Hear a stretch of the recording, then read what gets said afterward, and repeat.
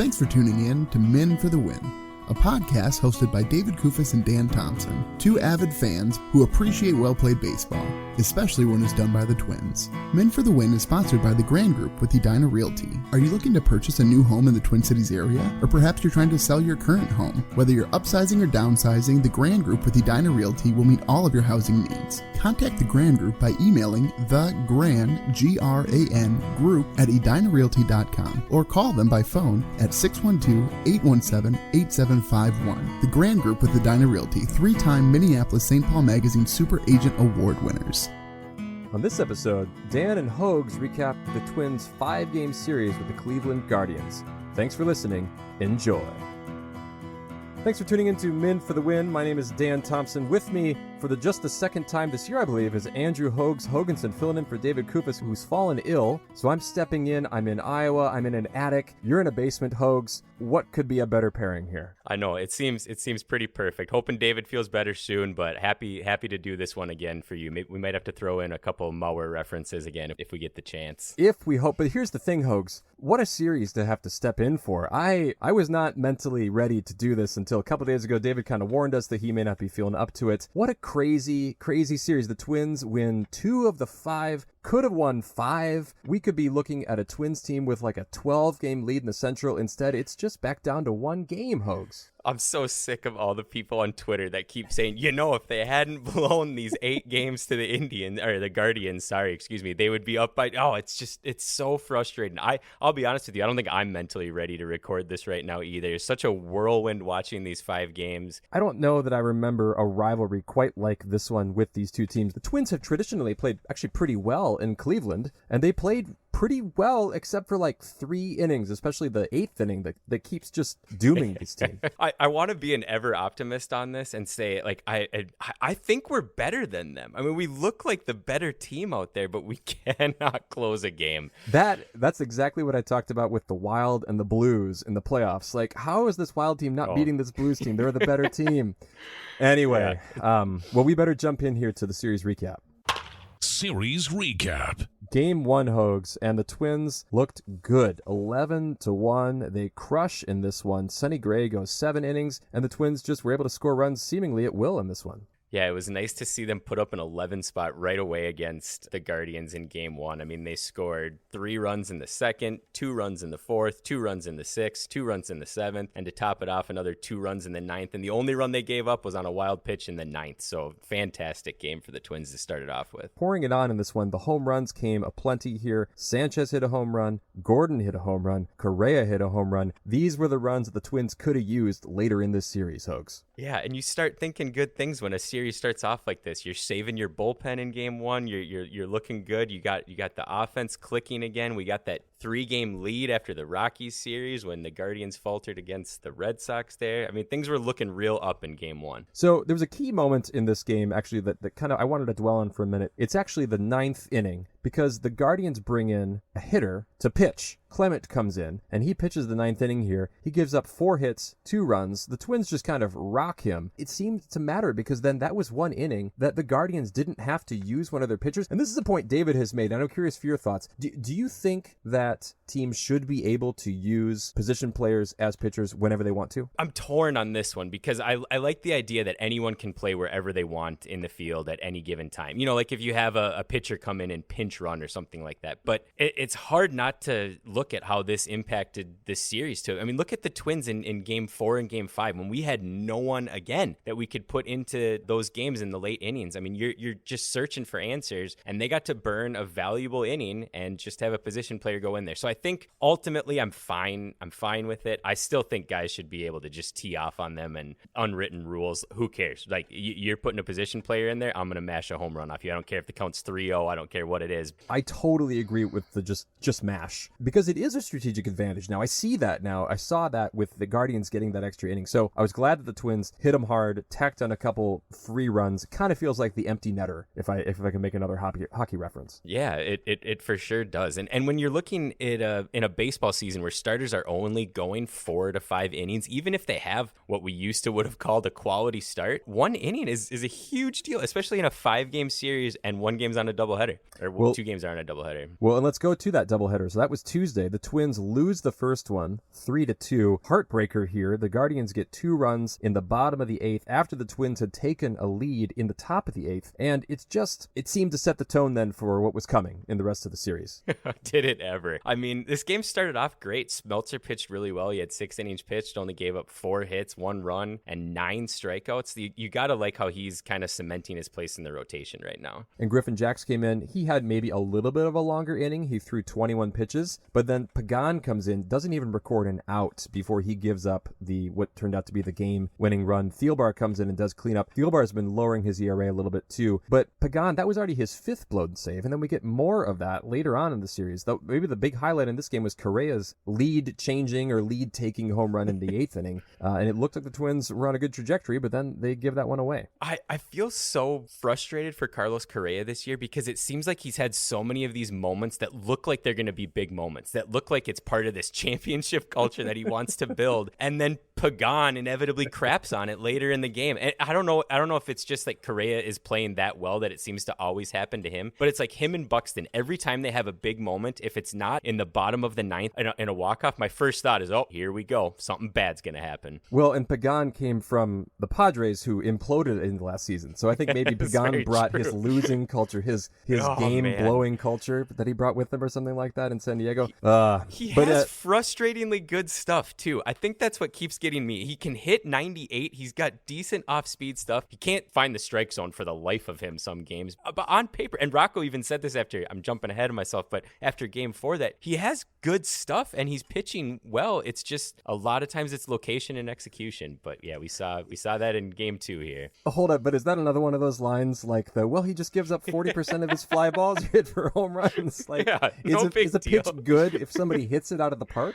It's a good point. It's a very good point. It doesn't matter if it was a great pitch if a guy clobbers it. Eventually, it's not a great pitch. No. And then in game 3, so the Twins equalize in the second half of the doubleheader. They win this one 6-0. They smash out 13 hits to the Guardians, just 5. And they do this with only going 1 for 9 with runners in scoring position, but the Guardians only 0 for 9. And it seemed really most of the series, the Guardians just could not come up with a big hit, and they couldn't in this game. Yeah, they couldn't. And I mean, Winder came back from the IL on this in this game, and he looked great again. He went 6 innings pitched, only had 1 strikeout, but he was effective. Duffy came in and looked decent, and then Moran closed it out. It was another solid performance by the offense that matched up with the pitching. And again, these are the games that you think that they're going to lose because they have a rough start to the doubleheader, but this team has shown an innate ability to bounce back, and spoiler alert, hopefully they can continue doing that. Well, and we should say too, speaking of coming back, Jorge Polanco came back. He made his first start in a while, and he hit a home run in this game that was important and knocked in half of the Twins' runs. So good to see him back in the field. He actually comes back just as Trevor Larnach goes on the injured list. He's got basically a hernia. They don't call it that anymore, but he's going to be out for probably 6 to 8 weeks, which, we talked about how they had kind of a glut of players to play, but now Kirilloff can move to left, Polanco to second, Arise back to first. So all the pieces are there for this lineup that, again, continues to show that it has the capacity to score a lot of runs. Yeah, and we keep having this conversation whenever we're talking about guys coming back. Like, well, where's Kirilloff going to play? And so many times, I mean, we say it, but just wait. This team is looking like it's the A-team lineup right now, more or less, and you got to hope that means that there's good things to come. Then there's Wednesday night's game. So this is game 4 of the 5-game series. The Twins have a lead in the 6th. They take a 3-1 lead there, and then they take a 3-run lead in the 10th, and it looks, Hoges, like the Twins have finally put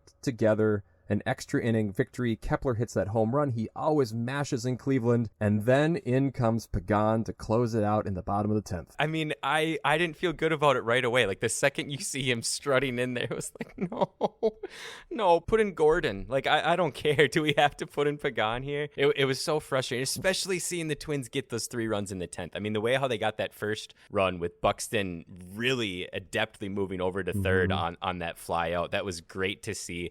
The fielder just kind of making sure he had the ball, showing the umpire. Next thing you know, Buxton's on third, and then Correa has that great at bat where the strike zone gets expanded on him about 8,000 times, and he still manages to make him pay and punch it out to right field. And then Kepler, like you said, with the homer, then you're starting to feel better about it. But man, what a heartbreaking loss. And I'm so sick and tired. Another thing that I'm sick and tired of hearing all the time is all this win probability that the Twins had. The Twins have lost 8 times where their win probability is over 98% or whatever. whatever.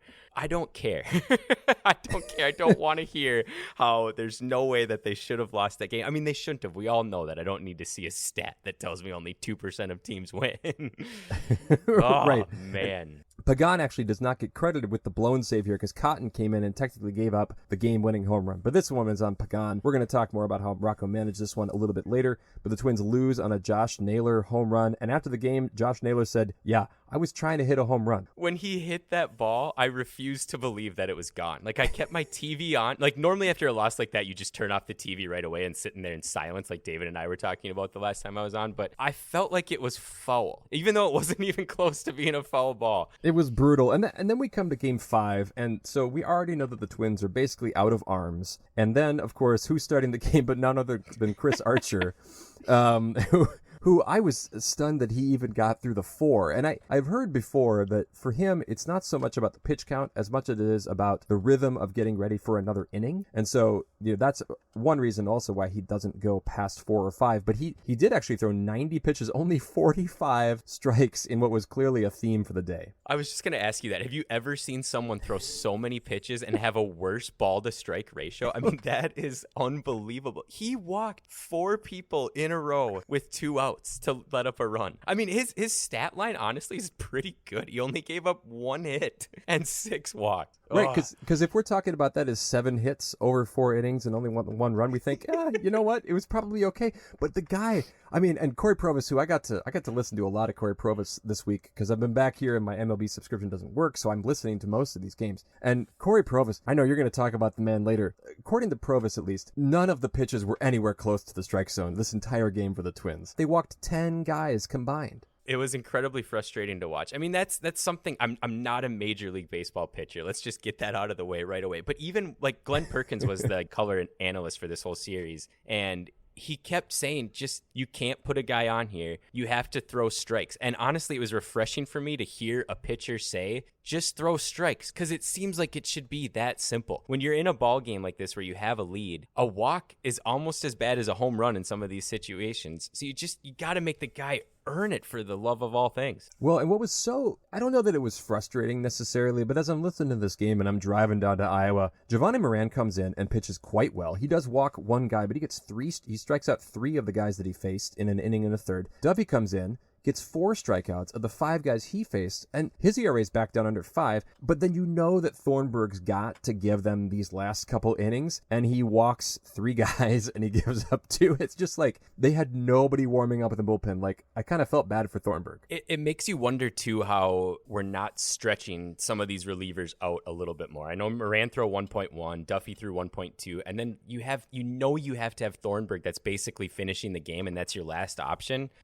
I mean, maybe it's time for Rocco to start we don't have a long reliever in our bullpen right now. We don't have a true long reliever. And if our starters keep only throwing 4 innings, we need that guy. We need that guy that's going to come in and reliably give you 3 or 4 innings. And maybe if we're not going to do that, then we need to stretch these guys out a little bit more, because frankly, it's unexcusable to be in a situation where you're playing the team that is chasing you in the division and you got a guy like Thornburg that you're putting everything on. And the guy before him is Duffy, who we haven't been able to trust in forever. But one note about Duffy in this game, though, he did actually look really good. Like, his slider had a lot of bite on it. His fastball had some life. He looked like he had some confidence yet. So I'm wondering if maybe he returns to some of those high leverage roles again. I mean, who else? Well, that's the thing. And again, this game had the feel that the Twins had to tack on more than the bases clearing double that Miranda had to give them their 3 runs. They were going to have to win this game 8-6, 8-5. They were not going to win a close game because of the pitching limitations we just talked about. And the Guardians had so many guys on base because of those walks. They could not come up with a big hit. And it felt like, I think Provis made this point too in the broadcast, this felt like a game that the Guardians really should have won. I mean, like, they played better than the Twins in this game. So I'm not heartbroken by the loss in itself. It's just in the context of the series that this one really does hurt. Yeah, I mean, you guys talked about this a lot in the last podcast. Like, what hurts the most? I mean, Game 4 over Game 5, I mean, easily. But it's concerning that they keep on losing these walk-off games. I mean, those can be... I mean, David, let's talk about momentum here for a while, because we know how much he loves it.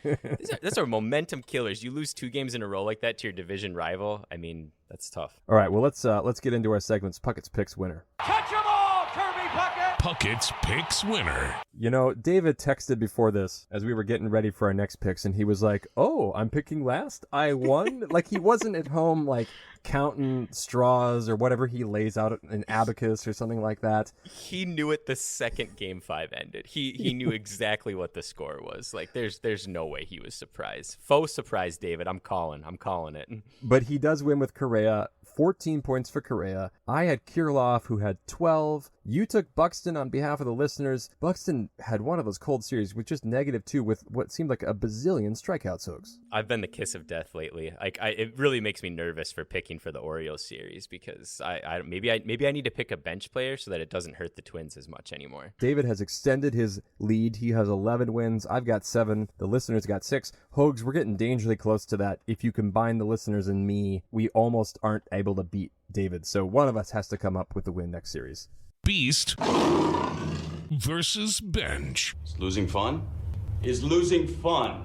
Hoges, I've got to go with Carlos Correa. He was easily, I mean, you talked about championship culture. Like, he was bringing it. It felt like this was a series that he was like, hey guys, this should be a 5-game sweep. Like, where's the World Series trophy? Like, we should have just won the World Series with this. Even in Game 5, when he had that error trying to throw to Urshela at third, like, you could tell he was trying to make a play that had to be made. So I don't really fault him for the error there. It was too bad that he didn't get the support. I'd agree with that too. Like, I talk about dumbs all the time as when like a guy does something in the field that they should have an error attributed to them, but it's just not how it works. It's not an error play. I don't think that play really should have been an error too. I mean, it was clearly an infield single when he dove and got that ball. It was a great play. He had to make a play at third. There was a chance they got him out at third, but it was really low probability. I don't blame him for making that effort. I get that it was an error, but yeah, I agree. I don't really know who else you can go to for your beast in this series other than Correa.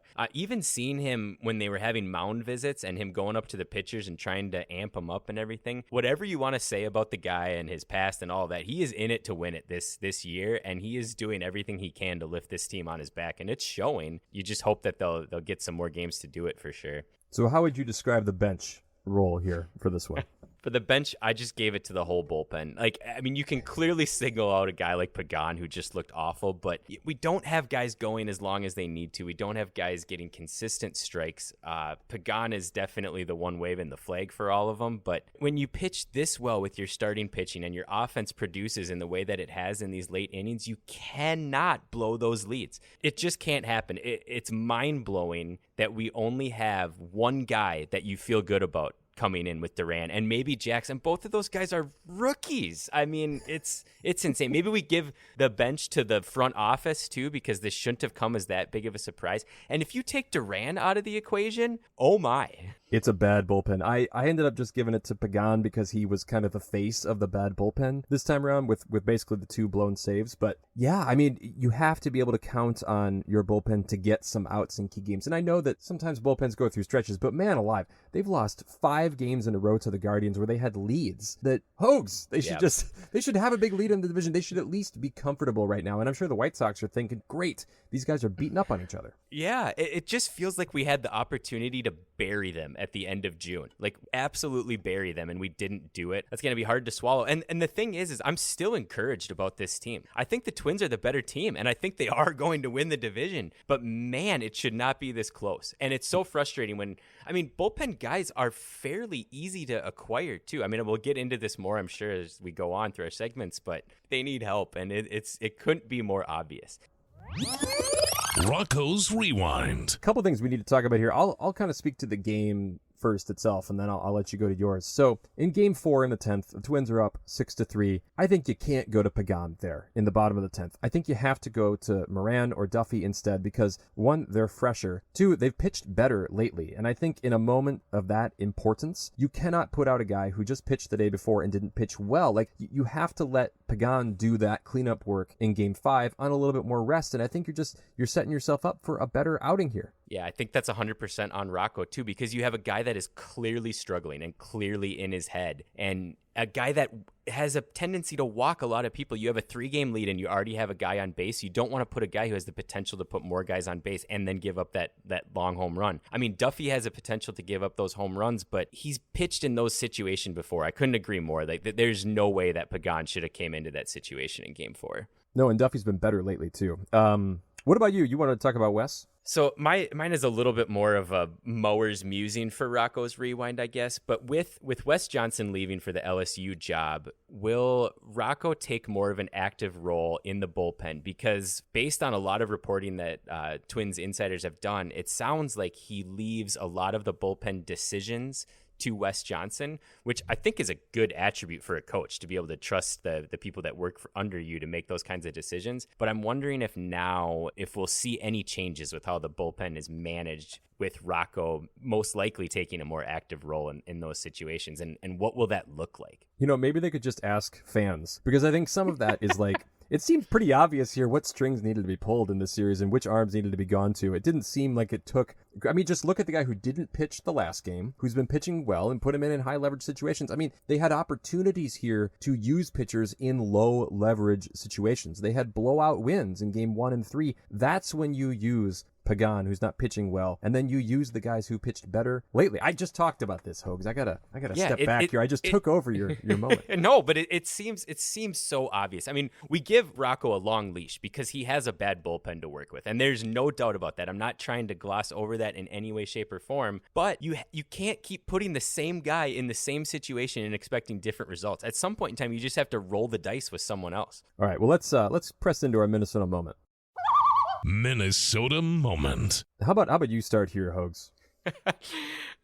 Just a great quote from Corey Provis at the end of Game 5 when Jimenez hit the 2-run walk-off. He just ended it with, "I'm gonna puke." And frankly, that's exactly how I felt after that game. It might be the food poisoning that I've been having for the last couple of days or whatever, but after that game, that's what I thought. I'm gonna puke. I don't know how else to better sum it up. So that's my Minnesota moment. I gotta stop. That's with a good one. ones. I was.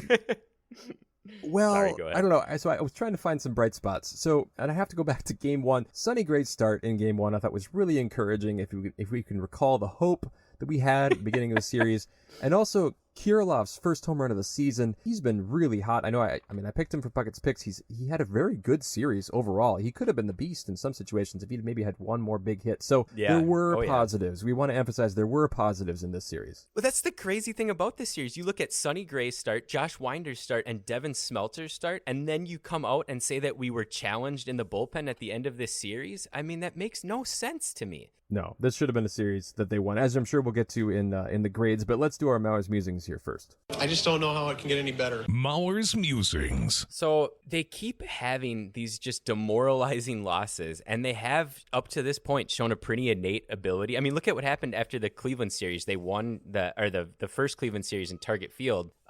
They won Game 3 1-0 when it looked like they were just down and out for the count after Game 2, and then they came up and had a pretty solid series against the Rockies and won 2 out of 3. How do they respond? Are they going to be a team that keeps being able to bounce back from these losses? Because that's a team I want to be rooting for in October that can shake this off, and we've seen Twins teams that can't do that. So I'm just curious how much more they can take, and if this is a sign of a team that has that mental fortitude, or are they more like the team that should be losing these games and the bounce back games are more of a mirage? Yeah, I think a couple factors come to my mind. So all they really got to do is win the division. They're not going to catch the Astros, and they're not going to catch the Yankees. So they're looking at that number 3 seed in the playoffs almost certainly, especially after the way that this series went. They've got the Orioles, then the White Sox, the Rangers, the Brewers, the White Sox to finish out before the All-Star break. I think if they can finish that stretch with a winning record, I think they're looking pretty good going into the All-Star break and then making a nice stretch run. That's the thing with this team. Like, even with these losses that we've had,